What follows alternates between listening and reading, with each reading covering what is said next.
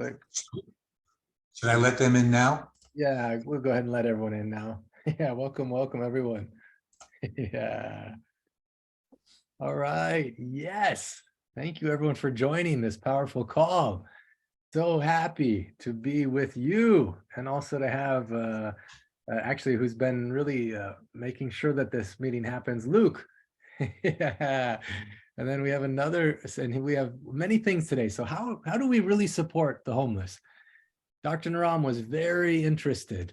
Dr. Naram was very interested in helping the homeless. Why? Because he was homeless himself once and he knew how life was like in that situation, that state.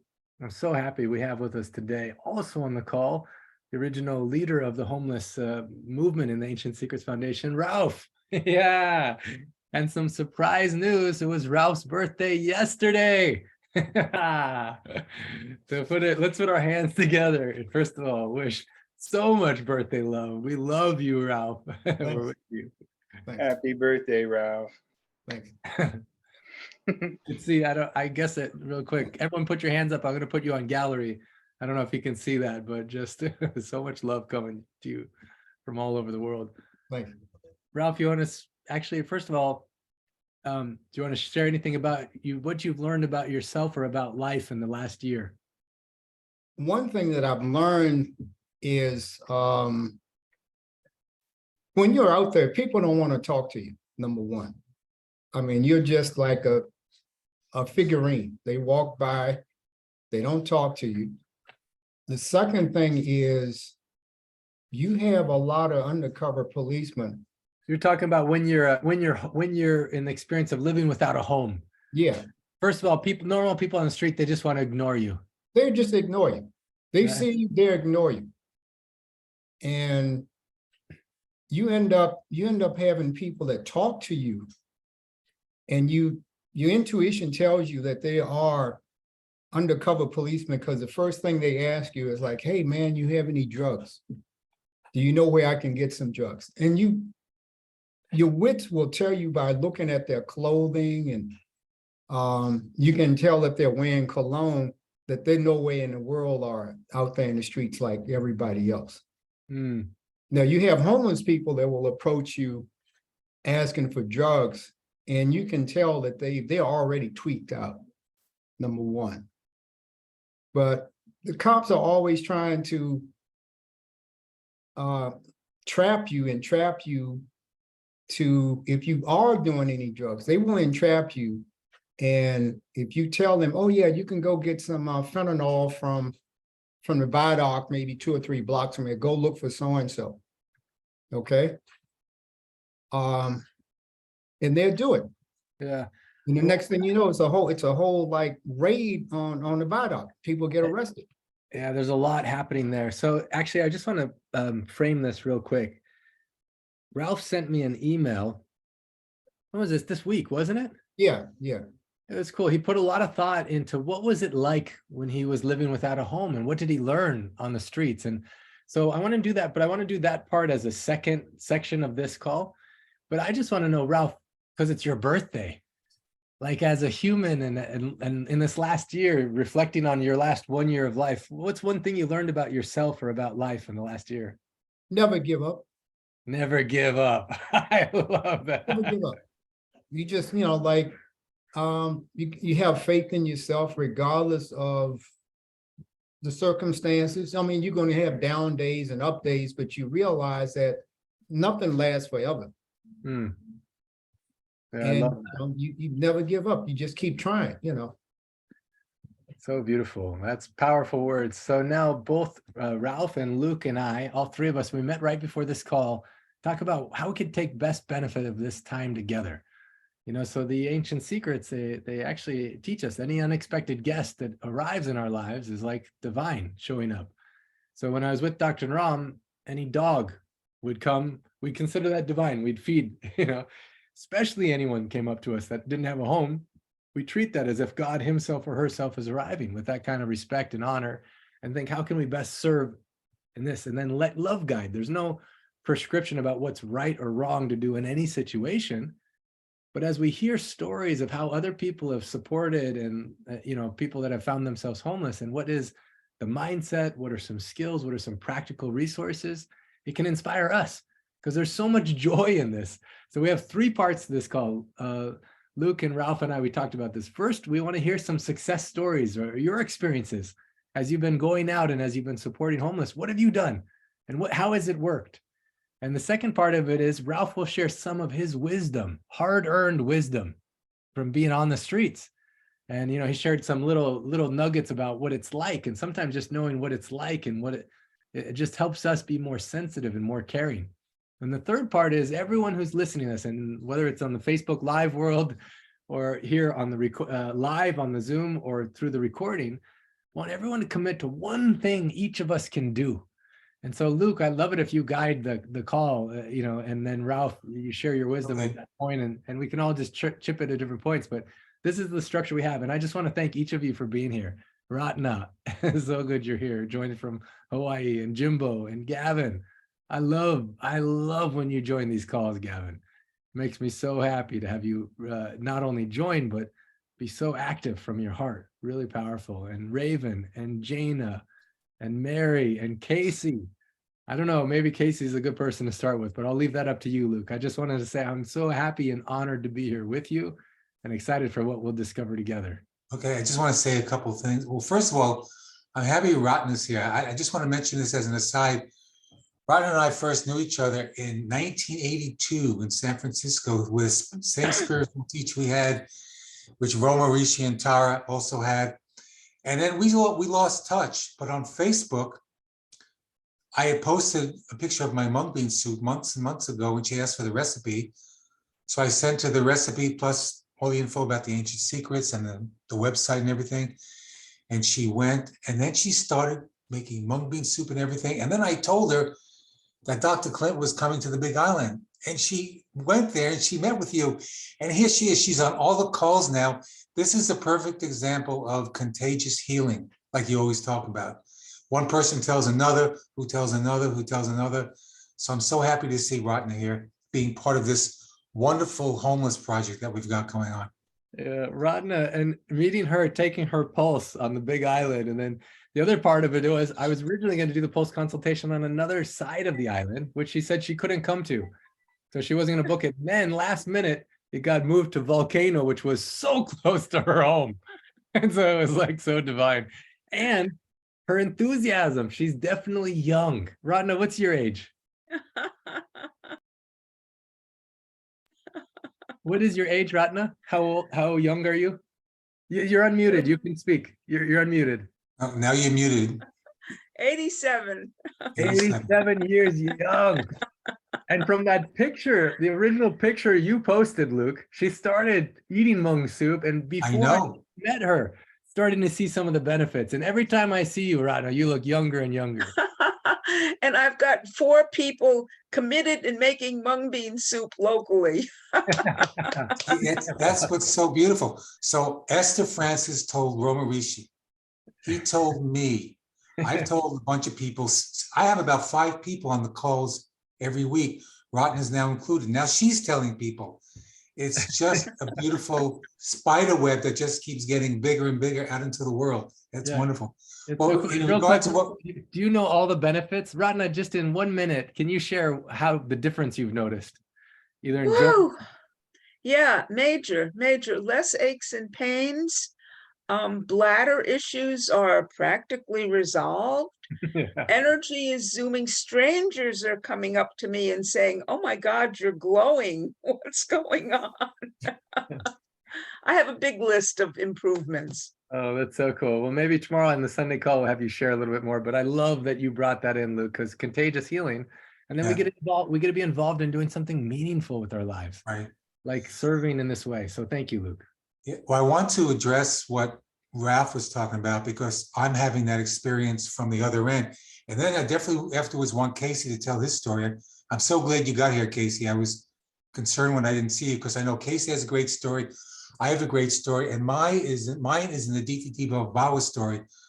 But in regard to what Ralph said about not being seen and being treated like basically dirt, vermin, and being ignored as a homeless person, one of my greatest joys that I love when I interact with the homeless is that they are amazed and love that I stopped to communicate with them, talk with them, and give them things of value, food, cash, and water. And it's a big thing for them, not only me giving them stuff, but the fact that I've actually taken the time to interact with them. And what I get from them all the time is, wow, really? They say things like, for real? Are you serious? You know, the fact that we're talking, that I'm giving them things of value. And I always ask them, how you doing? Do you have a place to sleep? And it's such a beautiful thing that they were not ignored, which is counter to what Ralph was talking about, which most of the homeless people feel they don't even exist. So I like that I can give that my attention to them. So I spend about 2 or 3 days a week, not full days, but an hour or two here and there, literally going into the streets. I know where they hang out. I give them food, cash, and water. But what happened was, I was going to breakfast 2 mornings ago, and whenever I happen to see somebody, I always give them stuff because I always have it in my car. So I gave this young man protein bar, some cash, water, and I started to ask him questions. How you doing? Were you sleeping? He literally, he's sleeping on the sidewalk a few doors down from this restaurant. That's where he slept. And he had nothing. He had no belongings much. He had a jacket with a light sweatshirt. So I said, do you need a blanket? Yeah, I really need a blanket. Do you need a pillow? Yeah. So I said, in a little while, I'm going to go to Goodwill. I'm going to get you a bunch of things. Just give me some time. So when I came out of the restaurant, about a half an hour later, I said, I'll be right back. His name was Scott. I said, Scott, I'm going to get you the things you need. I went off to Goodwill. Instead of a blanket, I got him this really beautiful warm sleeping bag. I got him a pillow. I got him a warm shirt. I got him a book to read. And I brought it back to him, and he was so thrilled, so incredibly happy that he got all these things. You could just see his face lighting up. And then I gave him $10 cash so he can go get a decent breakfast. And so, and we talked a little bit more, but that was it. And he was just absolutely thrilled. So that was a wonderful story that just happened a couple of days ago. I love it when these things just happen in my life without me having to go look for it. So that just happened the other day.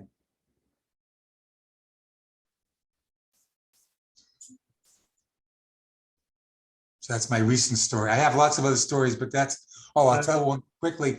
I met a woman in the street. I was going into a store. She asked for some money and stuff and a cigarette lighter. So I got her that and I talked with her. This woman has a PhD in psychology. She's a homeless street person.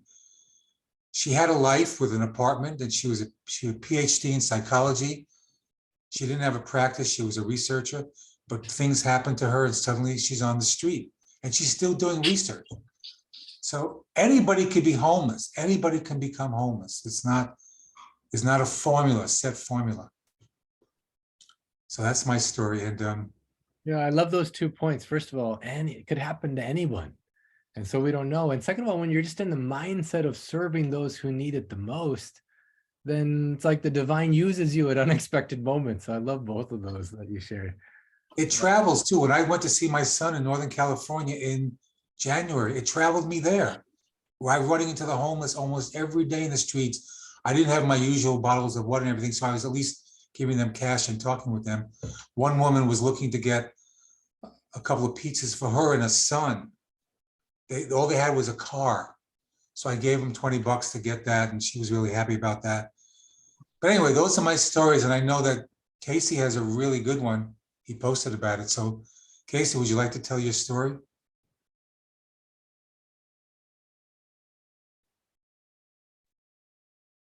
Oh, trying to take myself off mute. I had a very heartwarming story this past week. I was up in Jackson, California, just outside of Sacramento. My daughter had her driving test up there, and I had some time. So whenever I have time, I try to just drive around, and I did find a homeless gentleman. And I got to spend about 30 to 45 minutes with him. And just like Luke said, I mean, these people are our brothers and sisters. I saw, this is quite a while ago, but I remember Clint posting something or doing a video and said there's a real shortage of love in the world. And I think in the homelessness communities, I think they experienced that. They've experienced a shortage of love.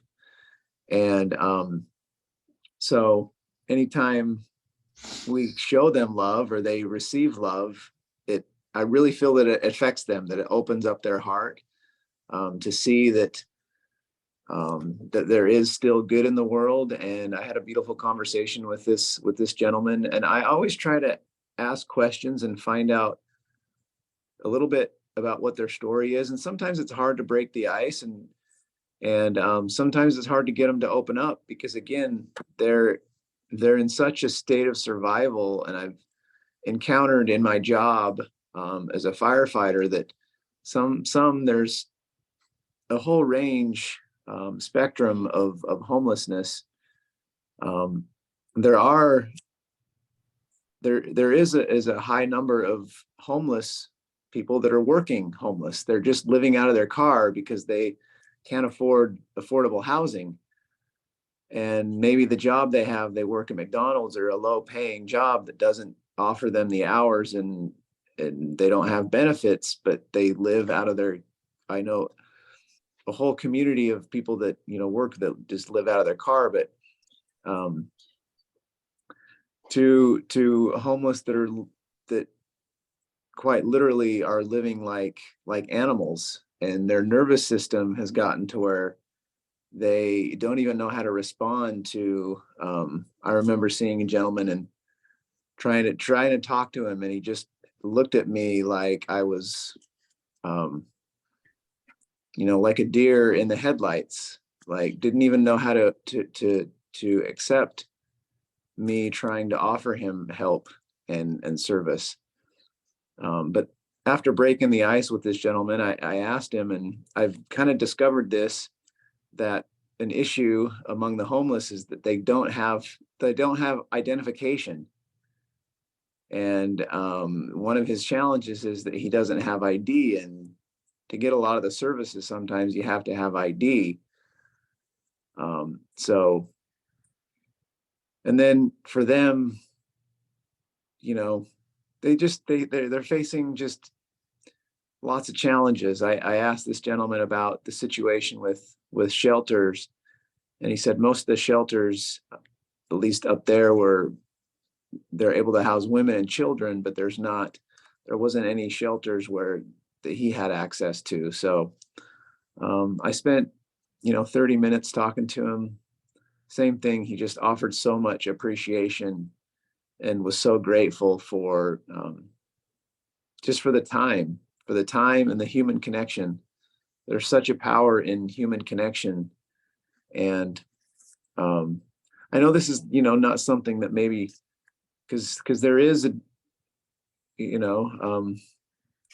there can be, I guess, a small degree of risk in certain areas. Like there's a high degree of mental illness among the homeless. There's a high degree of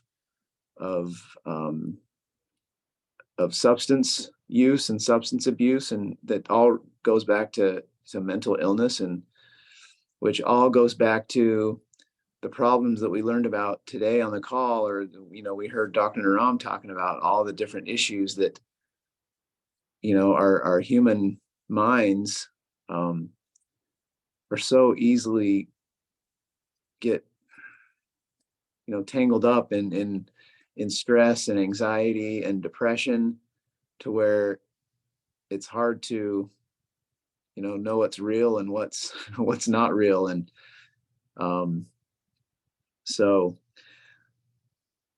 but just, I don't know, coming from a place of non-judgment, and I used to always think that it was people on the street, it was their fault. It was like they're choosing that. And what I've learned is that that's not always the case. I was always under the assumption that a lot of homeless choose to be on the street, And there are some, and I have another story of a guy I met yesterday that, you know, has been homeless for 15 years. And he says, like, I choose to be out here. Now Oh, this is, thank you, Clint. Yeah, this is was Tony that I This met. is who you just talked about, right? Yeah, Yeah. yeah. And his Mhm. dog named Gypsy. Ah. And she was such a sweet dog. And I've made it a point also to carry dog food, like cans of dog food or dog treats, because a lot of homeless have pets. I mean, Yeah. and that's their like companion. So I'm excited to hear your story from yesterday. And Ralph, as you're hearing these, I'm real curious your feedback and insights on any of it too. So I'm looking forward to your sharing. Please keep going, Casey. yeah, so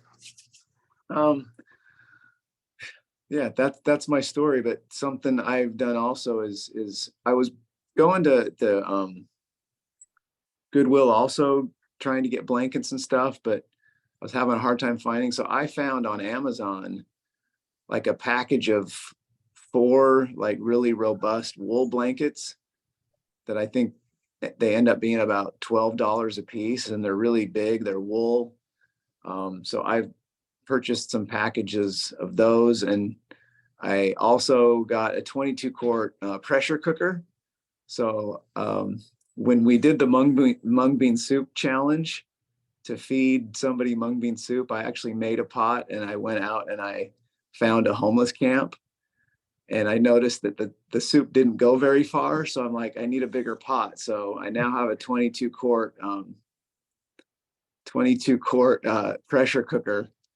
So That's I so can cool. whip Can you up. send the links for the blankets and that can you send the links for the pressure cooker in Yeah, the yeah. WhatsApp chat? I plan on posting those. Oh, good. And just for Um, everyone watching this on Facebook or the recording, we have a WhatsApp chat now for this group where we can share with each other ideas and what's working and success stories or just anything we're learning along the way. mhm. Casey posted a story. I've seen Luke and so many others. So if you're interested in joining this cause of actually it's blessing yourself, honestly, while you're connecting with others that are just like you and just in a slightly different circumstance. And so thank you, Casey. That is Yeah. awesome. So I'm hoping within the next upcoming week, I'm gonna contact because I know I've spoken with just briefly, you know, Raven and Katie is in the Sacramento area, and Jimbo's not far from us, but we've talked about going out together. That day, just they weren't able to go with me, but they wanted to. It was just very short notice, so yeah, I could talk a lot. There's other stories that maybe at some point I have a very funny Atiti Devo Bawa moment where my car got stolen, or so I thought that it got stolen, but I'll save that for another if somebody else has, you know, something they'd We like have to some share. other, we do have some other stories. I know Raven has a good one. I just want to mention what you said about there are some people that are working, but they can't afford to do anything except live in their car. I know one woman, she is a medical assistant in my naturopathic office where I go. And she is extremely efficient and wonderful. Her name is Denise. She had a successful photography business. She did weddings and other events. COVID wiped out her whole business, and she hasn't been able to recover. So she was fortunate enough to get this job, which I don't know how much it pays, probably not a lot. And she lives in a small trailer in the streets. So she at least has that, but that's all she has. She can't afford to do much in her life.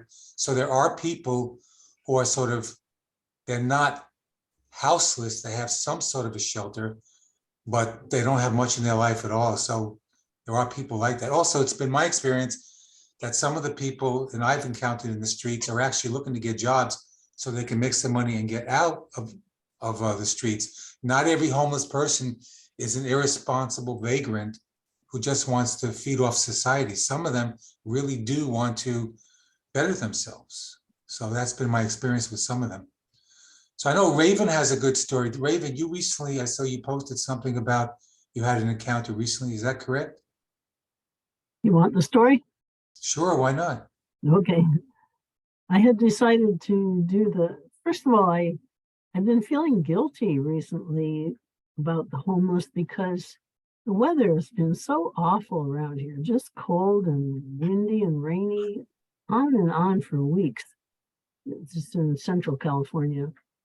But I hadn't been doing anything about it, even though I was a part of this group who wants to help the homeless. So Luke had mentioned lots of times that he had bought high quality protein bars and keeps water bottles and cash in his car so he can give them out. So I decided to do the silence, 1 day of silence and a day off of all media. I did that Monday. And I was enjoying my day. Then by evening time, I was eating my bowl of mung bean soup in my cozy apartment and really enjoying that. And then the wind and the rain started just really going to town. And I had now finally bought myself the supplies. So I went to the nearby post office because on one other rainy evening, I had noticed homeless people there under this wide roof in front of the post office. So I went, I parked my car there because I saw a couple of people at the post office parked not too close, so I didn't exhaust fume them. And then I got out and went to my trunk and got out 2 water bottles, some protein bars, and some cash, and started to head toward the post office where I saw 2 people. But then a pile of blankets started to move and a woman's head poked up. So I saw, okay, there are 3 people, and I headed back to my car. And then I heard a woman yell. I wondered what that was all about. And I looked around and looked back at the homeless people, and a woman was calling to me, and she said, "Are you okay?" Which I was very touched by. Anyway, I said, yeah. So I got my supplies and went over to them. And they were very happy to see the supplies, of course, and me too. And then I remembered that I also had brought along a comforter. And I asked if they would like that too. And they said yes. So I went back to my car to get it. It was in a plastic bag. When I brought it back, the guy took the bag and was going to open it. And he said, "Is it handmade?" I was kind of surprised that he's told me that his great grandmother used to make quilts by hand. And I could relate to that because my grandmother did too. Anyway, I gave them the things and we just talked a little bit. And I was very surprised at how they looked. They did not look like homeless people. They looked clean and cheerful and okay, but there they were sitting on the cold sidewalk with a cart full of belongings. So anyway, I wanted to ask them all about themselves, and I didn't know how to do it gracefully, so I didn't. And as I left, they said, "God bless you," and I said, "God bless you." And then when I was on my way home driving, I remembered, oh yeah, I was being silent today. Messed up on that one. Anyway, that's the story. It was a nice encounter. Thank you, Raven. So- That's beautiful. Beautiful, But Raven. You were still silent. You were still silent in your beautiful work that you did that day. So beautiful story. Yes, the homeless are always saying, when you give them stuff, they're always saying, bless you, sir, bless you, Yeah. ma'am. It's just, it's a beautiful thing. Anybody else have a story they'd like to share? I'd like to share a story about my own past. Would that be okay? Of course. Okay, I was a regular old middle-class housewife, young, married to a guy who I fell out of love with right away, but we stayed married for 6 years. And finally I said, I'd like to get divorced. So we did. So I left him. Then I married another guy, and after about 6 years, he left me. And by this time, there were 3 children, 2 by the first husband and 1 by the second. And there I was. My second husband said, I'll support you for a year, but after that, you need to take care of yourself. I was completely unskilled and not smart about how to bring about a successful happening. So just about then my second husband said, why don't you just give yourself a month's vacation right now? So I liked that idea. I thought, I'll go to Mount Shasta and I'll just sit there and meditate, and then I'll know what to do with my life. And so I left my 3 kids and my foster child behind, because I lived on this great street in Fairfax, California, where the whole street was a community, and the neighbors all agreed to take care of my children, watch over them, not live with them while I was gone. And my foster daughter and my oldest daughter were 14. So I went to Mount Shasta, prepared to meditate for a month, and then along came the Rainbow family. I don't know if any of you know them, and I don't know much of their history, but I think they were basically a bunch of hippies who loved to get together once a year, and they were good-hearted people.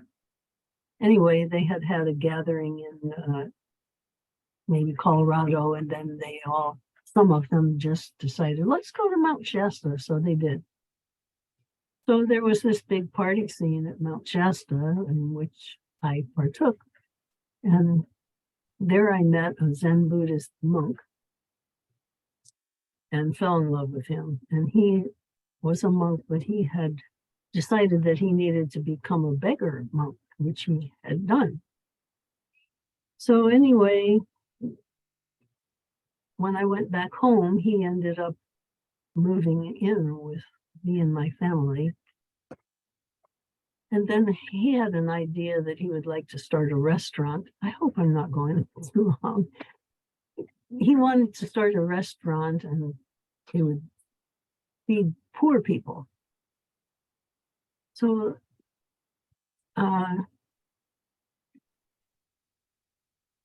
he convinced me that I should try to get on welfare. And I did try to get on welfare, and welfare said, you can't get on welfare, you own your own home. So I, on the Zen Buddhist monk's advice, I moved to a small town full of hippies and stuff. And I decided I'd better tell my first husband what I was up to, since I had his 2 daughters. So I did, and then immediately I heard from him, I've been meaning to ask you for a long time, how about if the girls come and live with us for a while? So I thought, okay, great. So then I asked my son's father if my son could come live with him, and he said yes. So he and my son and my ex-husband's girlfriend all moved into the house that we had owned together in Fairfax. And I told my kids that I was going to take a year to figure this all out, and then we'd all get together again. So the monk and I moved to a place in Sonoma County, which had been a millionaire had bought it, and he had opened it to anybody who wanted to come there. So all kinds of people came there, and they were all wild, and the surrounding people were sheep farmers and stuff like that, and they didn't want these people around. Finally, after a few years, they convinced the county to come in and bulldoze down people's little cabins they had built and stuff. So the land had only its owner living there for a while. Then the monk had been one of those people who lived there originally. So we just went there to live. And a few people drifted back. Like by the time I left a year after that, there were maybe 20 people living there. And it was a big party scene. All we did was smoke dope and drink coffee and play cards. And when the year was up, I'd done nothing toward figuring out how to, take care of my family. So I went into deep depression and just thought, death seemed like a good answer. But the monk liked to read the Matthew, Mark, Luke, and John in the Bible. And so I thought, well, maybe I'll read them and see what I can see. So at some point, Jesus said, give no thought for tomorrow. So I decided to try that myself. And I narrowed my possessions down to one backpack full. And I hitchhiked to San Francisco. And from there, I left with no destination to just hitchhike around. And I hitchhiked all the way to Maine and then down to North Carolina. And by then the weather was starting to get cold, so I hitchhiked back to San Francisco, where I knew the ropes of how to live as a homeless person, where you could get room vouchers and where they gave free meals and stuff like that. But anyway, what I wanted to say was, people were so good to me. The people who picked me up when I was hitchhiking, they gave me food, they gave me places to stay, they gave me short friendships. And so that was a wonderful homeless story. The end. Wow. Raven, you've been all over everywhere. That you've traveled a long way. And how long were you homeless? Well, I would say I was homeless when I lived on that land. That was about 1.25 years. Then when I was traveling, hitchhiking, that was 3 months. Then when I got back to San Francisco, I found a room in a residence hotel where I could live for free, just as long as I vacuumed the halls and helped with plumbing repairs. So I did that. That's wonderful. Thank you so much for sharing your story. So it's so great to see that you have direct experience with people who don't have a home. I'm very lucky. I've always had a home, but my dad befriended the homeless. We had a art gallery when I was growing up. When I was 10, my dad had an art gallery. He had it for 20 years, and it was in the homeless district in a nice part. I mean, it was the homeless district was just a couple of blocks away. And so we had all kinds of people come in, and like Casey was talking about, they had different levels of homelessness. There were people who did choose to be out there. There are people who just were down on their luck. And then there were people who just had lost consciousness. But it's always left a really strong place in my heart because anybody can become homeless. And like Casey said, they are our brothers and sisters. And Harry, and I love you. I think you're an amazing person. I love your stories. Thank you. I should finish it off by saying that my 3 children are now my 3 closest friends. Oh, I love that. I love that end of the story. That's so good. Oh, so beautiful. Thank you, Raven. Thank you, everyone who shared stories. Jimbo, I see you have one too, and I want to make sure we get to yours.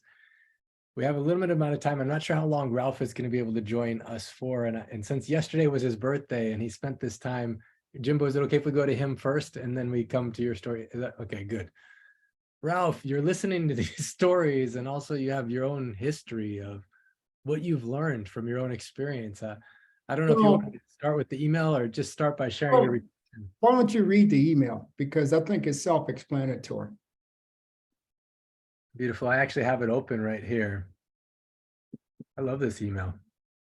All right, so I'm going to just share this actually, maybe it's kind of nice in your voice, Ralph. You want to read it or you want me to? You go ahead and read it. Okay, I'll just spotlight both of us as I'm reading it. Talking about synchronicities and miracles, just meeting Ralph at the time I did was a big gift, and just feel like he's a true brother. He says, evaluation of homelessness. Dear Clint, Dr. Clint, namaskar, a brief evaluation reflecting upon my experiences on the streets. 1, the homeless are ignored, only noticed if you approach by undercover law enforcement seeking drugs or label as being suspicious by neighborhood watch groups. So it's like the only attention being paid was from the undercover cops or the neighborhood watch groups, but just feeling ignored and neglected. And we've talked about that a little bit. Second of all, food, blankets, sleeping bags, clothing, money given momentarily are band-aid solutions to a growing problem nationwide and worldwide. There's many tomorrows ahead for some without the generous handouts. Shelter, medical assistance, rehabilitation priorities, the homeless need according to their needs and situations. So this is needed, these priorities. Some will see. Let me share something right now. That's what the present mayor of LA is trying to do. We have about 40 to 60,000 homeless people here. The Mission ends are like, the Mission downtown is crowded. PATH, which is people assisting the homeless, has a waiting list that goes about a year, maybe 2 years for people to get in. Wow. In terms of health issues are really important because you sleep on the streets with a blanket, you sleep on the streets with a sleeping bag on cardboard, you have to worry about leeches, you have to worry about parasites, you have to worry about your health issues, you have to worry about rodents, mice, rats. These are the things that these people on the street, you have to worry about on the streets. If you don't know how to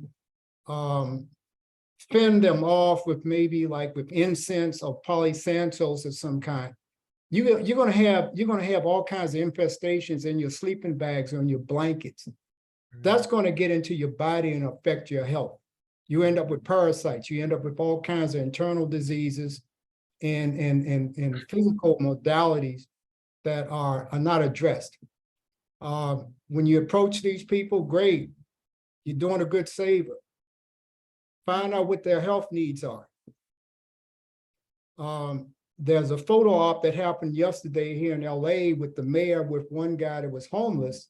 And the main thing that they're working on with him right now is getting his health back together. He has shelter. He has a worker. He has an educated counselor working with him. But his health right now is very, very vital. He's getting his blood pressure down. You know, you don't get a good healthy meal out there all the time. If you go to the food banks or the food lines, that food is not healthy. It has a lot of sodium in it. There are a lot of people that end up getting edema, high blood pressure because of eating in the food lines. And when you talk, I have talked to people that have worked in these institutions where they prepare the food. And they'll say, well, like they'll eat anything. And they don't care. They're loaded up with salt and sugar. So it's very vital. The health issue is very vital for these people. When you talk to them, if they need help, they're going to need help physically. Yeah. If you know of a hospital that has a mobile, let's just say RV medical unit, have them come out and examine these people. They do that here in LA. They got one at UCLA and they have one at USC. And like it's a organization called the West Hollywood Food Coalition. The guy that runs it, once or twice a week, he runs it 7 days a week. Once or twice a week, he has that RV come out and examine the homeless people.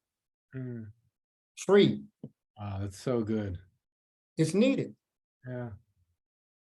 And even I remember the time you and I went after the clinic and started giving out some herbs to people who need mind or digestion or different things. Maybe something we could even do more regularly. I mean, you give out, I mean, they're gonna need, I mean, if you're out there, sleeping on the streets, you're gonna need some type of immunity support for yourself. Yeah. You're gonna need some type of herbs or some type of some type of herb to support your immunity, because, you're gonna get sick, TB, tuberculosis, anything is possible when you catch out there. Parasites.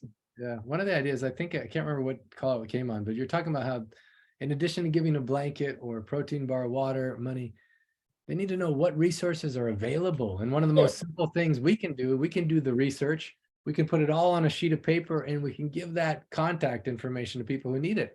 Sometimes that helps in a big way to know when is this, but also just taking into account what you said, Ralph, too, in one city of LA, Los Angeles, California, right under the Hollywood sign, 40 to 60,000 homeless people.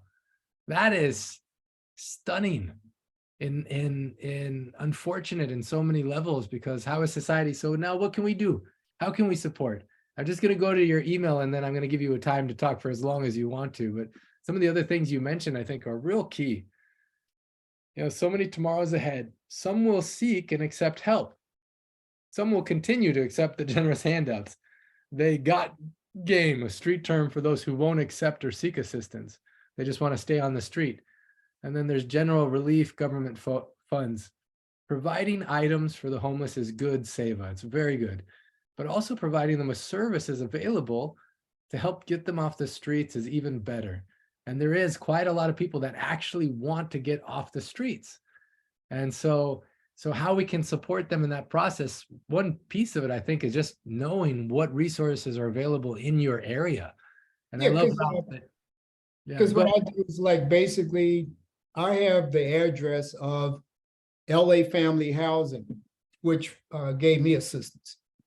There have been times I'll go to work, I'll run into a lady, I'll give her some money for coffee or a donut and whatnot, but I'll give her the information where to go and to get housing, to get some help. If she, I noticed that she hasn't taken advantage of it, so I did my part. I gave her the information. They can get on public transportation and get there. The operators on the buses will give people courtesy ride if they don't have money. All they got to do is ask, and they can go any place they want. But, she didn't take advantage of it, so I did my part.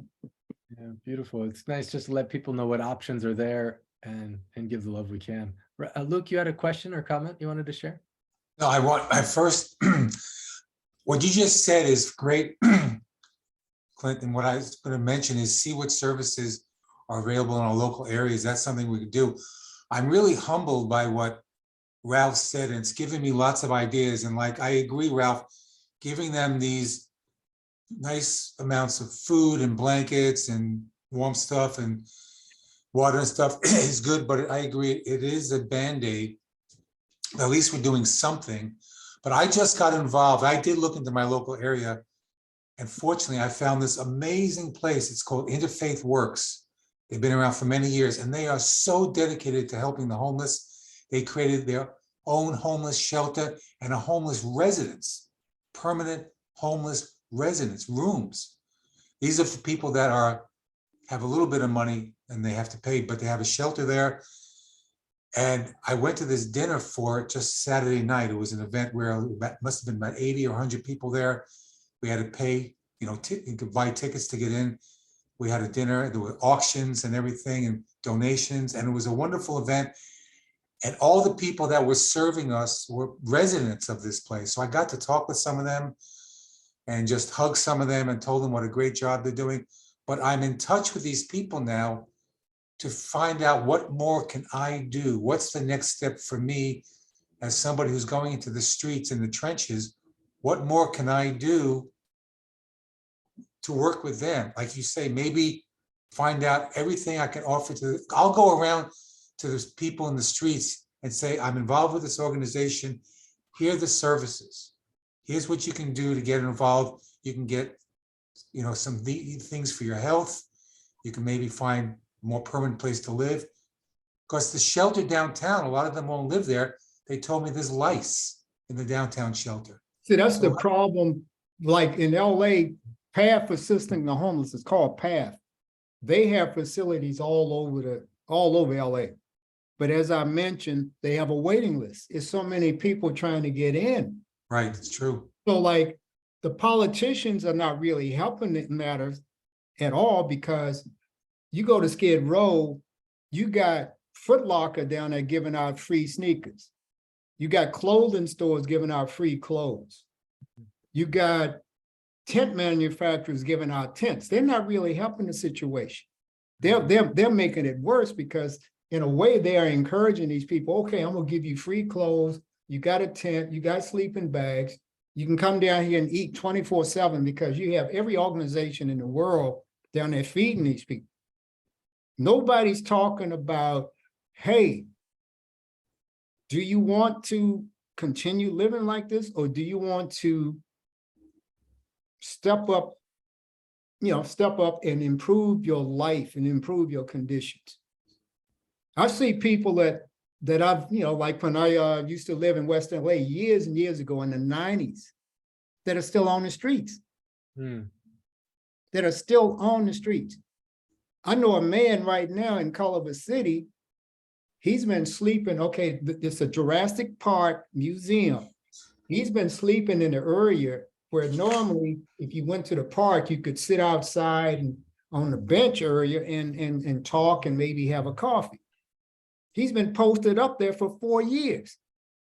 Has any outreach official from LA or Culver City talked to him about what his needs are? No.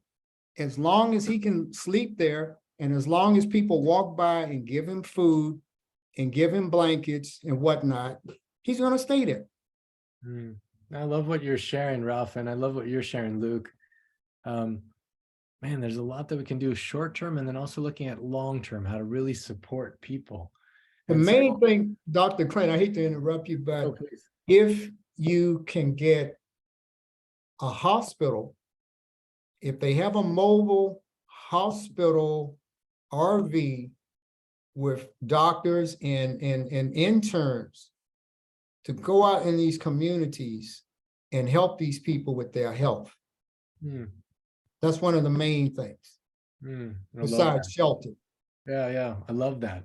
Because right now in LA, is 3 to 5 people a day are dying on the streets for various reasons, not only drugs, okay, not only modalities that they have, some of them have serious edema, and they're dying from it. I know a lady out on the street, she had a colostomy bag. She didn't change her colostomy bag. And every time that she would pass out, somebody would call the paramedic. She drank, she did drugs because she did not change her colostomy bag.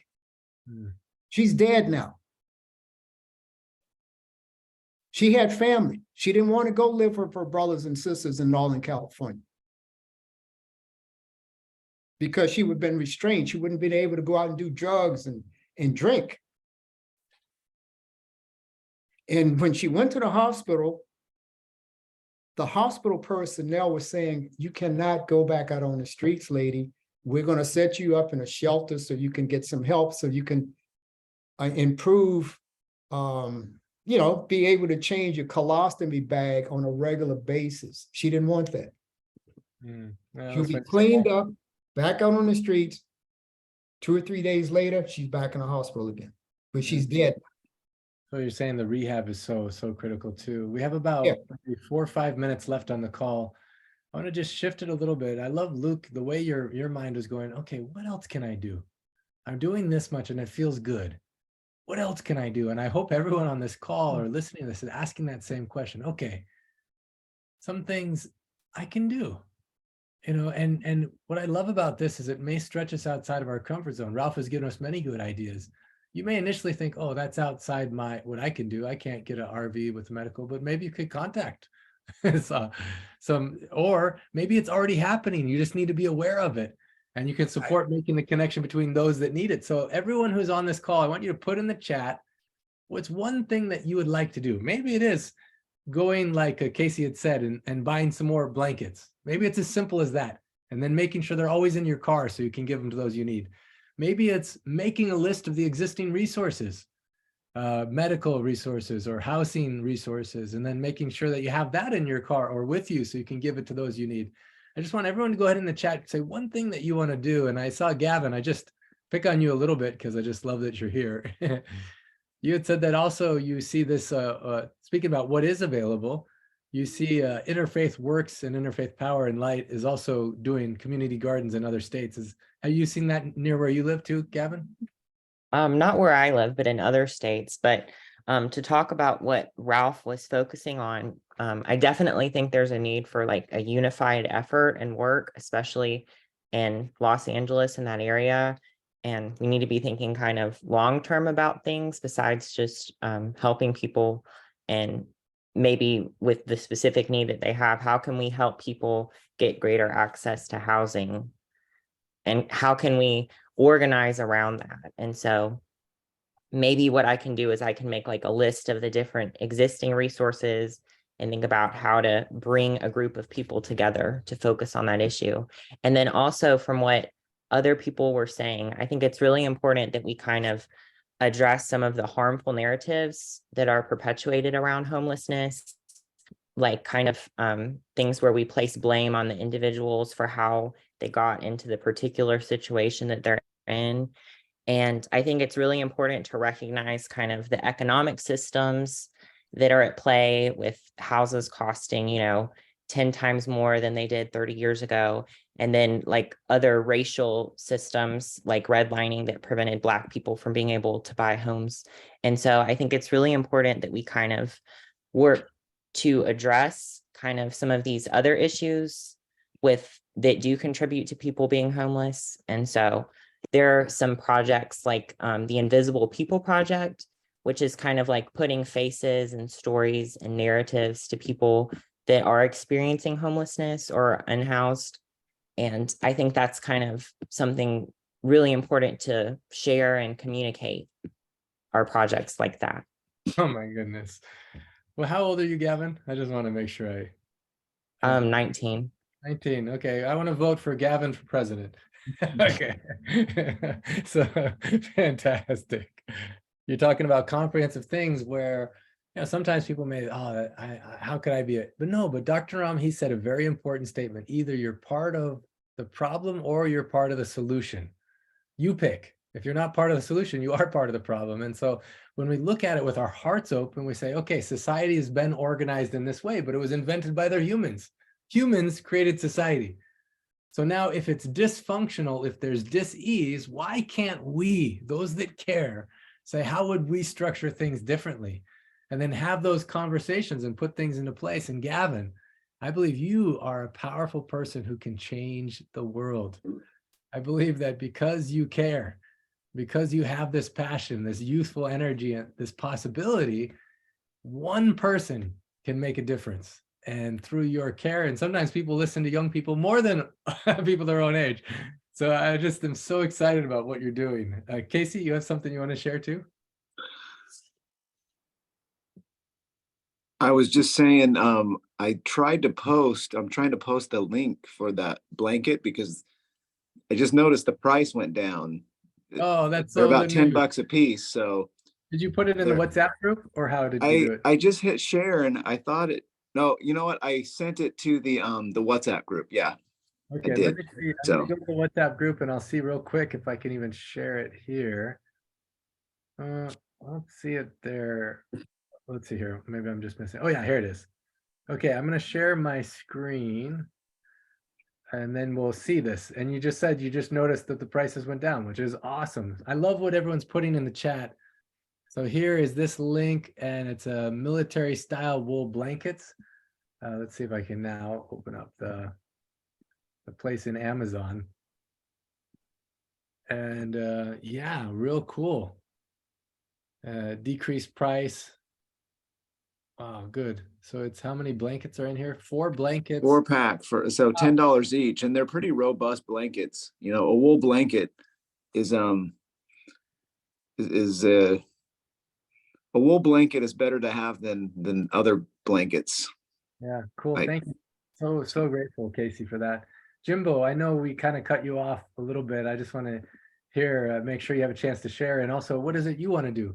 So I'm just reading in the chat, everyone posting about how you want to be involved. Ratna says, I want to check into local resources, talk to gathering of homeless people, find out what they want. I'm thinking Hawaii, there may be some tarps or other blankets, different things. Luke, I love what you shared about what you want to do. Gavin, thank you for the link for Invisible People. That's really beautiful. Okay, go ahead, Jimbo. Anything you want to share, and then I'll give it to Luke for the finale.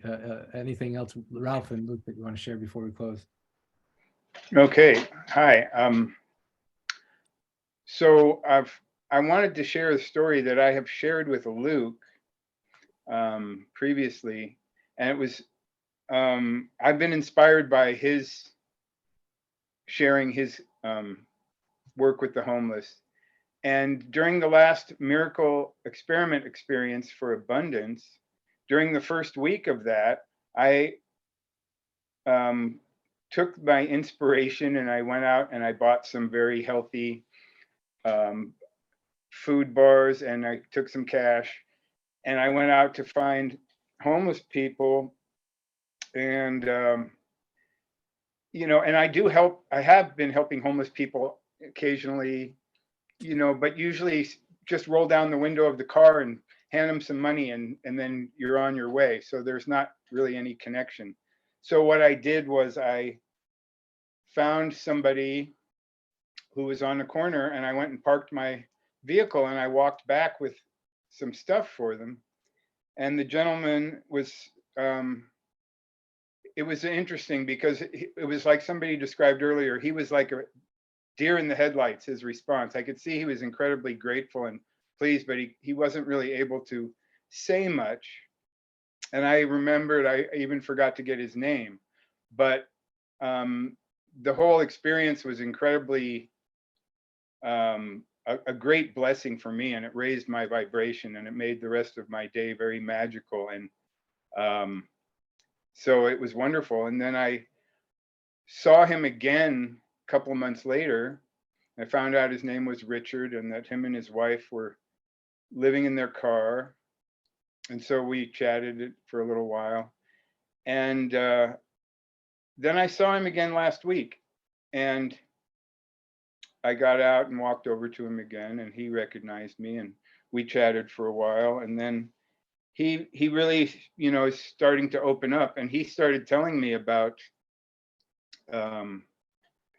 his life with him and his wife in his car and stuff that had been happening to them. And it was actually really cool because he told me how they have been progressing in their attempts to get off the street, and they're on a waiting list for HUD housing that they have in the area.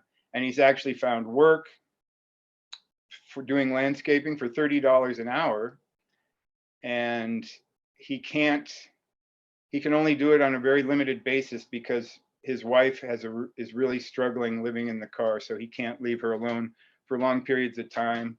But after they get the housing, he'll be able to take more full-time job and get more work. So it was really neat to hear all of that and to really get to know him, and just the, you know, the blossoming of the relationship just on repeat visits has been really really awesome. And I've also met a couple of other people, another woman named Ashley who works on a different corner regularly, and I've gotten to know her.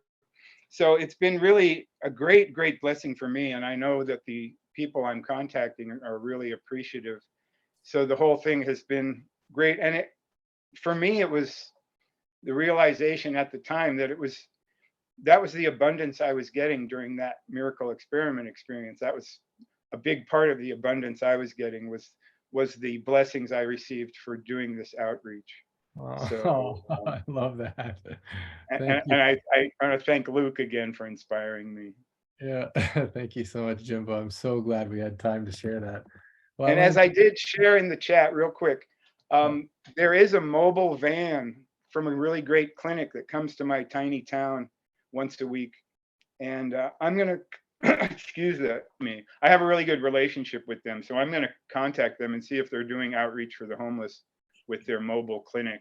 And if they're not, I'm going to encourage them to do so. Oh, I love that. I love that. If everyone picks just one thing that you want to do, Gavin, for you, what would you say is your one thing you want to do that you're inspired to do? Probably find other organizations to connect with and work with and figure out what can be done, especially in LA. Yeah, I love that. And it's just takes effort, like phone call. Any of us can do that, beautiful. Ralph and then Luke, any final things you want to share for today's call? Ralph? Well, just contact agencies in your local communities. They may not, I mean, the situation may not be as severe as it is here in LA, but contact local agencies. But the main thing is if your hospital has a mobile RV clinic, medical van that can go out, see if you can get them to go out and help these people with their health, because it's needed. Yeah, beautiful. Thank you, Luke. Anything from you? Final statements or thoughts or wisdom, inspiration?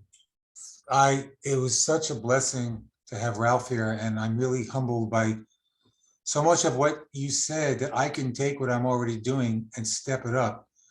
And I've always realized what I'm doing is a Band-Aid. That's why I go down as often as I can, keep replenishing these people with things. And over Christmas, I gave out food and blankets and sleeping bags and cans of ham and little cook stoves and so many things that, by the way, were all purchased on Amazon. So thank you. And what I'm going to do is two things. I'm already involved with Interfaith Works now, but I want to have a real conversation with an administrator there to get the details of what I, as a sort of a soldier in the streets, can do to go out and maybe let people know what Interfaith is offering. So I'm going to have a conversation with them. I made a note to myself to also call the 2 hospitals in the area. One of them is actually quite big, to talk to a hospital administrator in both of those places to offer ideas about, like Ralph was saying, to maybe get some mobile unit going out there to help people with their health. So those are a couple of things that I'm doing. And I just want to say one thing about buying blankets and whatever. If you don't have a Goodwill in your area, then Amazon is a great place to get this stuff. But do check to see if you have a Goodwill. Unfortunately, Casey couldn't find much in his local Goodwill. The one that I have has an abundance of blankets and sleeping bags and jackets and shirts and so many things. So I'm fortunate with that. And the prices there are really good. Like, sorry, $6 a blanket. So check in your local area for Goodwill to see what they have. And if you don't have that, can't get that, Amazon's a great place. So again, all great stories, wonderful stories. Thank you for everybody who shared. And Ralph, thank you so much. It's been such a blessing to have you here and give us all these great ideas from somebody who was living that life. So thank you so much. Yeah. And I want to say the 2 things I want to do. First of all, I already bought the blankets that that you shared, Casey. So thank you for that tip. They're on their way. And second of all, thinking about the health needs, I'm not going to just leave it to mobile units or hospitals. I'm actually going to, because we've been working so hard on the Sunday calls about Ancient Secrets emergency kit. I'm going to brainstorm what is an Ancient Secrets emergency kit that we can make en masse and make available for anyone, whether they have a home or not. I just want to put something together. Maybe Ralph, you can help me brainstorm what items would be there, and we could create something so we can create this thing. Casey, you had one thing you want to share? Yeah, I was just going to share like the Marmas. Yeah. Like the homeless guy, I completely forgot to mention that. Like I asked him, like, because I was thinking, how could I help him? So I asked him, like, can I teach you something? Like I tried teaching him the what you want thing, but he just couldn't pick up on that. But he had an injury, and I said, well, here, like on your left hand, like in the middle, I taught him the pain Marma that was all that could come to me. And Yeah. so Really powerful and so useful and free, and people always have their hands free. Yeah, people have their Yeah, stuff. so So like we I can include envisioned that in my the hand- emergency kit ideas. We have a little pamphlet that says, if you're nauseated, what do you do? Or if you're in pain, what do you do? If you have Just- allergies, what do you do? the immunity thing, like like what Ralph said about, like, I witnessed everything that Ralph said. Like I've witnessed all of that, the disease, the illness, the lice, the rodents, all that stuff. And, you know, the immunity marmot, maybe that helps reduce One some of nice that. thing about the Marma too is you don't just give it to them once. When you teach them or share this, they always have it. It's not like it's a consumable thing. It's something that changes their being, the possibility. Andrea, I definitely want to give you a chance to share before we close. You had something you want to share? Yeah, it's so wonderful to be here with everyone. I just want to ask a question. What if the person is missing a hand? Yeah, no Uh, problem. Great Where question. do they press? Where else on the body for for pain? Yeah, one of the people I met was one of Dr. Ram's teachers, 135, and he didn't have an arm. He was fighting with Gandhi and it got cut and infected and then was amputated. But he showed us exactly how to do the Marma. So that's another question we'll do at some other time. Not applicable to the general, but we'll definitely talk about that. And you just press where you can, which points you can. And also you can have people imagine that point as well. But great question. Mary, I love your suggestions. And Jana talking about how Andrea started the food rescue and how she wants to implement it. Mary, what you're going to do in women's shelters, helping with some of the basics, blood sugar, blood pressure testing, educate someone how to do that. That's so cool. So Dr. Clint, something else that just came to my mind is that a lot of the people that I approach are missing teeth and have just very bad dental hygiene. So I think what I'm going to do is go and get a whole bunch of, put together these dental kits of toothpaste, toothbrush, floss, and these little plastic picks that you could put through your teeth to at least help them with some dental hygiene, because oftentimes diseases that occur in the body come from toxicity coming from your mouth and your gums. So I just got that idea. That's something else I'm going to add to what I'm doing. Oh, so cool. Well, let's do this. Let's put our hands together, not only for each other on the call, for those listening, but for all those that are on the streets right now and seeing them in our mind's eye as our brother, our sister. It could be ourselves at some point in the future. And with so much love, put our hands out. I love you and I'm with you. I love you and I'm with you.